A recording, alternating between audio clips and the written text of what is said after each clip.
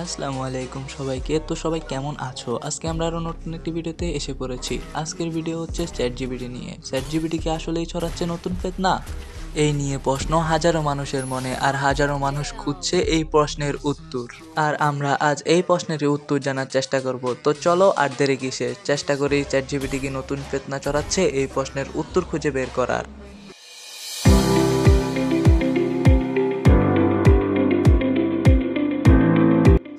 সময়ের স্রোত কিয়ামতের দিকে ধাবিত হচ্ছে, এক মুহূর্তের জন্য থেমে নেই। এর মাঝে আলহামদুলিল্লাহ অনেক দিনই ভাই বোন সঠিকের পথে ফিরে এসেছে, কিন্তু দুঃখজনক বাস্তবতা হলো এর পাশাপাশি ফিতনার জোয়ার বেড়ে চলেছে, যেন আকাশ ছুঁতে চায়। চ্যাট জিপিটি এই ফিতনার অন্তর্ভুক্ত। আমি এমন অনেক ভাই দেখেছি যারা চ্যাট জিপিটির কাছে ধর্মীয় মাসালা জিজ্ঞেস করেন, তার নির্দ্বিধায় গ্রহণও করেন, কিন্তু এই পদ্ধতির যৌক্তিকতা নিয়ে তাদের চিন্তাভাবনা প্রায় শূন্য বলা চলে। তাদের যুক্তি এটাই, চ্যাট জিপিটি অনলাইন জগৎ ঘুরে আপনার জন্য সেরা তথ্য খুঁজে বের করে। কিন্তু ভাই, একটু ভেবে দেখেন চ্যাট জিপিটির আসল কাজ কি? এটি ইন্টারনেটের বিভিন্ন ওয়েবসাইট, ব্লগ ও প্রবন্ধ বিশ্লেষণ করে উত্তর তৈরি করে। কিন্তু অনলাইনে তথ্য তো কোনো নির্দিষ্ট মাযহাব বা নির্ভরযোগ্য আলেমের একচাটিয়া নয়। এইখানে হানাফি, মালিকি, সাফেই, সালাফি, সুন্নি সকল মতাদর্শের লেখা রয়েছে। আপনি যদি হানাফি হয়ে থাকেন আর চ্যাট জিপিটি যদি কাদিয়াদের ফতুয়া আপনার সামনে উপস্থাপন করে, তাহলে হয়তো আপনি তা বুঝে উঠতে পারবেন না, বরং তা গ্রহণ করে ফেলতে পারেন।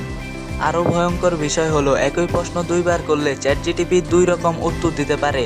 একবার বলবে এটি জায়েজ, আবার কিছুক্ষণ পর বলবে এটি না জায়েজ। কেন এমন হয় চলেন জেনে আসি। এর কারণ হলো, চ্যাট জিপিটি প্রথমে হয়তো আপনাকে হানাফি ফতুয়া দেখিয়েছে, দ্বিতীয়বার মালিকি মাহজাবের ব্যাখ্যা দিয়েছে, ফলে আপনি দ্বিধাগ্রস্ত হবেন, মনে সংশয় সৃষ্টি হবে, এবং একসময় সত্য মিথ্যার মধ্যে পার্থক্য করাটাই কঠিন হয়ে পড়বে। আসলে চ্যাট জিপিটি এমনভাবে প্রোগ্রামিং করা হয়েছে যে এর প্রধান লক্ষ্য ব্যবহারকারীকে সন্তুষ্ট রাখা, সত্যকে উপস্থাপন করা নয়। অথচ দিনের ক্ষেত্রে আমাদের প্রয়োজন সঠিক জ্ঞান, সন্তুষ্ট নয়। তাই কোনো মাসালা জানার প্রয়োজন হলে অভিজ্ঞ ও যোগ্য আলেমদের শরণাপন্ন হওয়া উচিত। নির্ভরযোগ্য ফতুয়া ও বিভাগ মুফতির কাছে প্রশ্ন করেন, কারণ দিন কোনো খেলনা নয়, এটি জান্নাত ও জাহান্নামের প্রশ্ন।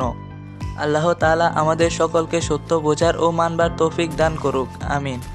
এরকম আরও তথ্য পেতে আমাদের চ্যানেলটিকে সাবস্ক্রাইব করুন, লাইক দিয়ে আমাদের পাশেই থাকুন। আল্লাহ হাফেজ সবাইকে।